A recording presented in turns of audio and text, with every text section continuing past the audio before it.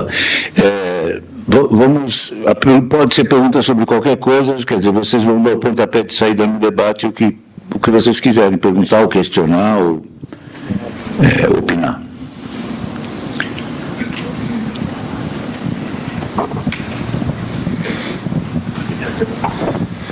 Bom dia, pessoal. Sou o Gabriel, da Teva Farmacêutica, equipe de marketing. Eu queria pergunta direcionada para a Patrícia e equipe que acabou de apresentar, e também pegando um pouquinho da apresentação do Caio. O WhatsApp é uma coisa que nos interessa muito na Teva, porque nós também não podemos utilizar essa ferramenta e nós sabemos da importância. E eu queria entender um pouco melhor, no que a Patrícia ou o Rodrigo puder falar um pouco mais sobre dessa ferramenta, que eu acredito que seja proprietária da BMS, como ela funciona, é um template que se integra com o WhatsApp, não ficou muito claro para mim como vocês conseguiram fazer essa implementação. Na Teva, a gente tem algumas conversas com terceiros que utilizam inteligência artificial integrada com o WhatsApp, e esse seria um caminho para a gente trabalhar. É uma possibilidade que a gente está vendo hoje, mas a única. Obrigado. Obrigada pela pergunta. Acho que, Rô, Marta, se vocês quiserem complementar, mas hoje no mercado existem várias ferramentas disponíveis que fazem essa integração, e na BMS a gente usa o Zing, mas, por exemplo, a gente sabe que, por exemplo, a Dr. Hub tem o MedChat. A gente está usando a Dr. Hub para um outro projeto de WhatsApp, e eles têm uma ferramenta muito similar ao que a gente usa. Eu acho que nesse processo todo, a ferramenta é um detalhe, sabe? Eu acho que o principal é a mudança de mindset mesmo da companhia, a gente superar essas barreiras de legal, compliance e trazer justamente a importância do WhatsApp para o mercado. Mas ferramentas tem várias. Na BMS a gente está usando o Zing, que é uma ferramenta homologada globalmente, eles usam também em outros países, por exemplo, acho que Espanha, aqui no Brasil, e eles estão expandindo, mas tem várias. André, você quer complementar? O essencial, o Zing funciona, e o MedChat da Dr. também funciona. O essencial, e tem outras que funcionam, o essencial é você ter o API o essencial é você ter o ABA, né, que é o WhatsApp Business API, que permite você construir fluxos pré-programados para o médico apertar botões de resposta ou falar com o representante. O essencial é que seja uma ferramenta que tenha o ABA. Nós temos, o Zing tem, né? Zing tem, e tem outras que têm. Especializadas em farma, que eu saiba, não tem. Não sei qual é a sua dúvida, qual é a dificuldade de usar o WhatsApp? Então, hoje, na Teva, a gente, assim, por compliance, a gente não pode utilizar o WhatsApp como meio direto de comunicação. Isso aí é um mito. É um mito. Eu sei que não foi você que inventou, que foi Sim, é o que eu escutei. Isso é um mito baseado numa hipótese errada de uma regulamentação da Meta de 2021, alguém mencionou aqui, né? Em 2021, a Meta publicou uma regulamentação que foi por causa da pandemia, que as farmácias estavam disparando publicidade de medicamento tarjado para consumidor final, e a Meta não queria isso. Então, ela proibiu essa propaganda de B2C. A comunicação B2B da indústria com o médico é permitida tanto assim que a BMS faz, a Gilead faz, e a gente está fazendo desde 2021 com quantos milhões de disparos? Alguém me lembra aqui? Passado de 1,5 milhão, com certeza, de disparos já realizados, 70 fluxos diferentes, de diferentes clientes, e todos os nossos disparos de fluxo são aprovados pela Meta. Então, se fosse proibido, como é que a gente consegue disparar? Então, nesses casos, a gente tem uma documentação que argumenta que isso não é proibido e se dispõe a conversar com o teu jurídico ou o teu compliance. Legal. Seria muito mais uma política interna que a gente tentaria uma abordagem. Se as pessoas dão abertura para a gente conversar, a gente vai e explica, e mostra evidências. Sim. E aí vocês têm que fazer o meio de campo. Andrés, foram quantas reuniões com regulatórios? Então, eu entendo a dor de vocês, mas, assim, vou tomar a liberdade de puxar um tema para o debate, né? Agradecer a todos vocês pela presença aqui e dizer assim, nós estamos falando de inovação, estamos falando de IA, né? Recentemente eu tive fazendo uma imersão no Vale do Silício, eu já fui algumas vezes, mas dessa vez eu fui de uma forma profissionalizada e a gente teve aulas, né, com professores renomados de Stanford, e uma delas foi convocada para ficar 1 ano na Casa Branca para justamente cuidar dessas questões de sigilo das informações. E nós, como indústria, somos altamente regulamentados, a gente tem sim que se preocupar com isso. Mas também tem meios que a gente consegue enviar um material, como a própria Bristol, né, trouxe aqui, porque a gente também não pode ficar inerte às mudanças. Eu acho que eu fui a única que respondi no questionário, que você já deu um spoiler, sobre a disrupção. Eu acredito em disrupção, porque hoje a gente vê FDA aprovando medicamentos digitais, que é um complemento da terapia com medicamentos. EMA discutindo assuntos regulatórios por IA. A gente tem aí 60% dos médicos já são nativos digitais. Né? O nosso colega trouxe no início que em 2030 nós vamos chegar a 1 milhão de médicos. Nós temos 448 universidades de medicina, 80% são privadas, né? E um índice muito pequeno de residência. Então, eu acho que o caminho aqui, acho que todo mundo busca, a gente não precisa saber tudo, mas a gente tem que alimentar essa cultura de querer aprender tudo e tentar otimizar o máximo possível essas ferramentas que estão vindo para a gente conseguir adequar dentro do nosso compliance e dentro da regulamentação. O representante, hoje, ele precisa ter uma relevância ímpar, porque existe, até a gente estava falando, né, Viola? Você viu lá o índice? Qual que é o índice de médicos que responderam sobre relevância e saturação? 25% acham que as informações que a gente passa são relevantes e 60% acham que a gente enche o saco com informação saturada. Então, isso é um dado extremamente importante, porque a inovação ela começa de trás para frente. Primeiro, a gente entender o problema, entender quem é o cliente e levar as hipóteses, as ideias. Então, é a mensagem certa, customizada, e a IA pode potencializar muito isso. Né? Hoje, os médicos, por incrível que pareça, hoje tem psiquiatras que eles utilizam a transcrição na consulta. Por quê? Vai substituir? Eu não acredito que vai substituir, porque ele consegue olhar no olho do paciente que está debilitado com um problema de saúde mental. Ele consegue prestar atenção, ele consegue otimizar o tempo dele, ele está lá conectado com o paciente. Então, isso é um ganho muito grande e a gente precisa, sim, aprender muito e se adequar às regulamentações. É isso aí. Alguma pergunta do auditório?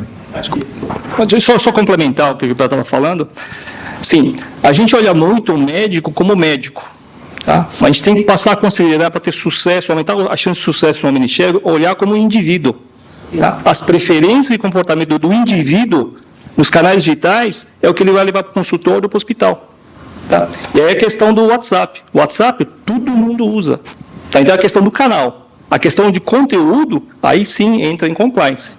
Mas assim, a gente tem que olhar de uma forma muito mais abrangente. Porque se olhar um médico como médico para tentar engajar, a chance de sucesso vai ser menor. Você acabou de roubar o show do Estevão, né, que ia falar isso. Muito bom, obrigado, Cláudio. E Jupiara. Oi, pessoal, tudo bem? Meu nome é Vitória, eu sou da AstraZeneca. Eu entrei recentemente, na verdade, na companhia, numa posição de construção de estratégias de omnicanal, pensando na oncologia, né, focado na oncologia da AstraZeneca. E aí, uma pergunta que eu queria fazer para vocês é muito focada em relação à questão do dado em si, né? A gente sabe que para pensar numa segmentação, na personalização da mensagem, a gente tem que está sempre imerso nos dados, né? E pensando num contexto onde os dados eles estão, de uma certa forma, fragmentados e em várias bases separadas, em muitos Excels ainda, alguma parte em Power BI, outra parte ainda em planilha. Eu queria entender com vocês dicas, digamos assim, de como conseguir começar esse trabalho já de pensar na personalização e na segmentação, olhando para esse cenário onde os dados ainda não estão conectados necessariamente tudo ao CRM, e eu não consigo criar, por exemplo, dentro do CRM mesmo, essas segmentações, fazer as coisas um pouco mais manuais para conseguir provar valor e aí poder justificar as integrações. Então, Quer responder? Obrigada. Bom, falando um pouco da experiência, quando a gente começou a trabalhar com essa análise de dados, a gente coleta dados de 6 fontes diferentes. Algumas são automatizadas, algumas são manuais, algumas a gente recebe do time global. Eu coloco nessa análise até, por exemplo, solicitação que foi feita no canal de informações médicas. E aí a gente recebe isso de fora. É tudo planilha, a gente junta tudo no Power BI, e aí a gente construiu um dashboard que fica visível e que você consegue extrair um planilhão. O que é o desafio agora? A gente já está começando a fazer análise no Copilot. Então, os prompts você sobe o planilhão, cada representante tem lá como fazer o download, ele sobe aquilo e executa o prompt. Mas agora, o objetivo é construir um data lake. Então, a gente tem que fazer algo mais automatizado, tem que evoluir para uma captação automatizada desses dados. Então, a gente está nessa fase agora de construir esse data lake, de entender como fazer essa integração, de entender como que a gente vai conseguir ter esses dados fluindo de forma automatizada. Mas, numa primeira análise, a gente já viu que não vai dar para ser assim logo de cara. Vai ter que continuar fazendo algumas atualizações manuais, não tem jeito. Pelo menos a gente vai conseguir ver se consegue automatizar a análise. Mas a geração do data lake, a criação do data lake ainda é um desafio, né, ter 100% automatizado. Eu acho que como a gente trabalha com diferentes sistemas, ainda é algo difícil de fazer. Eu já vi, por exemplo, semana passada o Viva apresentando, e eu hoje tenho dado, por exemplo, que vem do Salesforce Marketing Cloud. A Gilead anunciou semana passada globalmente que a gente vai migrar para o Viva. Então, quando tiver o Campaign Manager do Viva, eu já vou puxar o dado de uma forma automatizada. Eu não vou ter que puxar isso, uma planilha do Salesforce, para depois subir no Data Lake. Então, eu acho que com o tempo a gente vai ter essa facilidade maior, mas hoje ainda tem muita ação manual. Acho que é algo que eu compartilho com você. Tá? Desculpa, de novo complementando aqui, acho que em oncologia é muito mais complexo. Porque não é só a questão técnica de integrar dados em si, mas em oncologia o que tem? Você tem a relação com o médico, você tem pagador, você tem um hospital, então você tem acesso, MSL, enfim. Então essa orquestração é mais complexa e esbarra na questão cultural, de que todo mundo passa a enxergar valor no que dá o input para dar o input. Então assim, é muito mais complexo do que técnico, é muito mais humano do que a tecnologia. Vou pegar a carona de novo, você, doutor, que falou sobre essa questão humana, né? Eu acho assim, não sei quantas empresas aqui que usam Viva, que estão aqui hoje que usam Viva.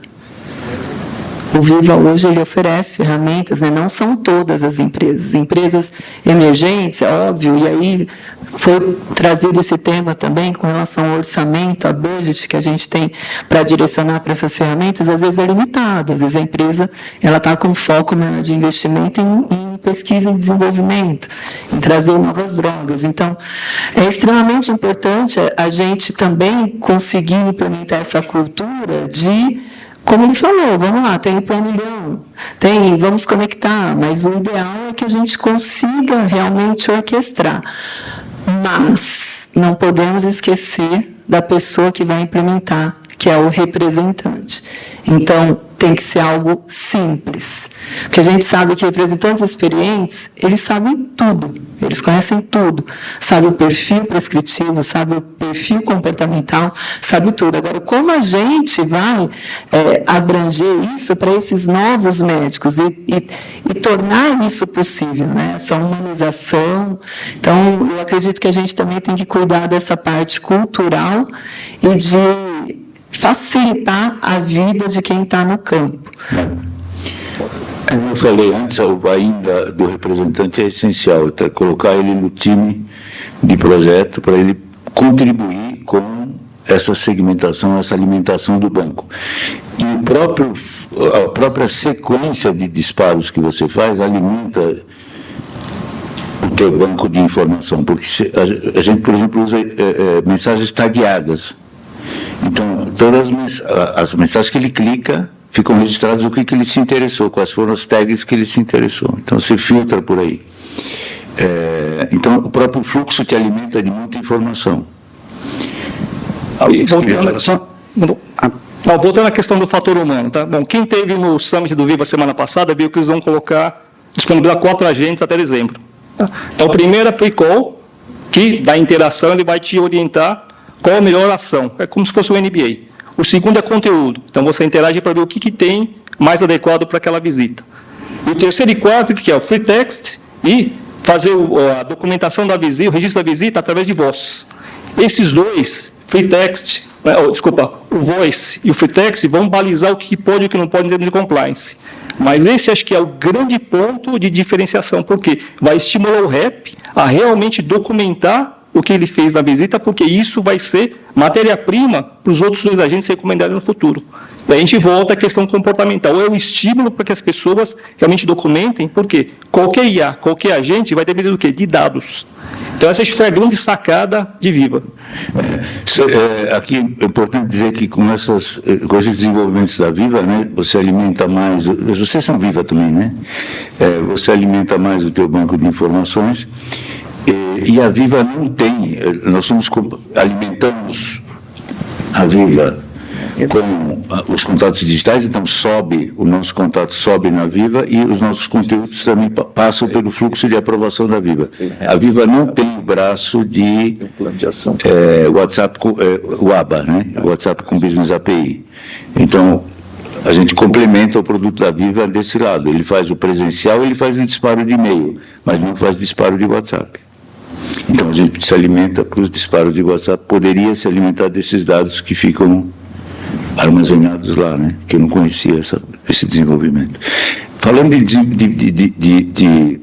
do elemento humano, né? O André tem uma contribuição para dar sobre isso, que ele dá muita importância para esse lado. Mas vamos pegar mais uma pergunta e depois ele fala nisso. Eu só vou fazer uma pergunta. Vocês falam do comportamento humano, do médico, isso é muito importante. Vocês já pensaram em contratar astrólogos profissionais para fazer um mapa astral antes de fazer a abordagem do médico? O mapa astral é uma coisa que identifica muitos fatores, né, humanos daquele indivíduo. É até muito invasivo, mas se ele permitir fazer, possibilitaria muitos perfis de personalidade. Por exemplo, uma pessoa de virgem é totalmente diferente de uma pessoa de peixe, certo? É verdade. Se puder contribuir, não pensei no mapa astral, confesso. Mas ontem mesmo eu estava numa discussão com o time da Pfizer regional, discutindo segmentação. Lembrei da colega da AstraZeneca agora. E a segmentação, eles traçam vários pilares da segmentação. Você tem a segmentação tradicional, que eu acredito que todos trabalhem, de potencial, então, matriz de adoção da marca versus potencial de mercado, ABC, etc. Aí você tem a segmentação de afinidade por canais digitais, que apresentaram ali, acho que na Distrito, eles falaram. E você tem um pouco da persona, que é um pouco do que o Cláudio traz de quem é a pessoa, Cláudio, André, por trás daquilo. Minha visão, tá? A gente, como indústria, eu sei que tem um desnivelamento muito grande, tem alguns que usam bem, outros que não usam tão bem. Mal está conseguindo fazer o consultor, o representante, combinar potencial com 4 pessoas, que é o lawyer, o hater, etc. A gente inventa esses nomes bonitos aqui na indústria. É complexo de você combinar potencial com um perfil atitudinal. Se a gente trouxer o signo ascendente à Lua, eu acho que vai ficar mais difícil ainda. Mas eu gosto desse tipo de provocação porque as ideias disruptivas, elas nascem de comentários que muita gente olha e fala, não, isso é um absurdo.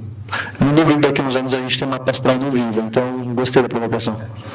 Até porque, né, se 10% dos médicos acreditarem nisso, já é um segmento. Né? E o digital vive disso, né? Da segmentação e da personalização. Não um mapa astral, mas vamos a dados. Tá? Então, assim, foi mencionado de manhã pelo Fábio que hoje a gente tem 635 mil médicos no Brasil. Em 2035 vai chegar a 1 milhão. Tá? Você sabia que na demografia médica, formandos de 23 e 24, 50% não iniciou residência nem especialização? Tá? Então, se esses médicos generalistas, e a gente vai para esse portfólio mais complexo, principalmente as multis estão indo, que é onco, hemato, raras, sem diagnóstico, não tem prescrição, não tem tratamento. Então, aí eu trago para o contexto de Omnichannel. Uma coisa é canal, outra coisa é conteúdo. Então, a indústria vai ter um papel muito grande em educação. E aí tem compliance, cara, enfim, é comportamento, mas isso é uma realidade. A grande maioria dos médicos não está se especializando por N fatores e N motivos. E isso faz parte do quê? Entender o cliente. O que levar ao cliente, através de qualquer canal que seja. 7,5% apenas fazem residência. 19% das vagas não são preenchidas. Olha, desculpa o teu nome? Vitória. Pensando em... Teu negócio é estratégia e oncologia. Estratégia e oncologia, né? Tem um trabalho enorme a ser feito com clínicos de atenção, com médicos de atenção primária, de conscientização sobre diagnóstico. O paciente oncológico no Brasil, ele chega muito tarde no oncologista. Ele demora a ser diagnosticado, quando é diagnosticado segue um caminho errado, assim como doenças raras. Ninguém está fazendo isso. Né? Campanha com clínico geral, médico de saúde primária, de atendimento primário, conscientizar e educar sobre diagnóstico. O digital é muito mais barato que o presencial, então você consegue fazer coisas... Encaminhadores também, né? Exatamente. E de repente você ganha um monte de encaminhadores com uma campanha como essa. Pergunta lá atrás. Oi, bom dia, eu sou o Caio da Serasa. Recentemente a gente começou a entrar um pouco nesse segmento de saúde. Serasa, vocês, acho que a maioria conhece muito mais pela questão de cobrança, né, a parte de entendimento ali da questão de inadimplência, mas a gente tem muitos dados comportamentais. Então a gente consegue trabalhar numa segmentação, principalmente de mar aberto, para você conseguir fazer o lookalike ou conhecer esses tipos de perfis de médicos para construir personas, para fazer modelos de afinidade e até mesmo para integrar dentro de um processo de orquestração, que a gente tem bastante experiência nisso nas políticas desenvolvidas pela área financeira, e agora a gente está aberto para conversar com vocês sobre a questão de saúde também. Então, primeiro agradecer aqui a Dr. Hub pelo convite, e a gente está à disposição também para compartilhar um pouco do conhecimento. Legal. Mais uma, porque estamos super atrasados. Fazer uma aqui. Não, ele respondeu. Tá, já respondeu. Bom, eu vou aproveitar essa oportunidade, então, e encerrar. Se ninguém mais se aventura, vamos ver a cereja do bolo. Estevão, por favor. Obrigado a todos pela contribuição de vocês. Muito bom. Deixa eu ver. Essa fica mais...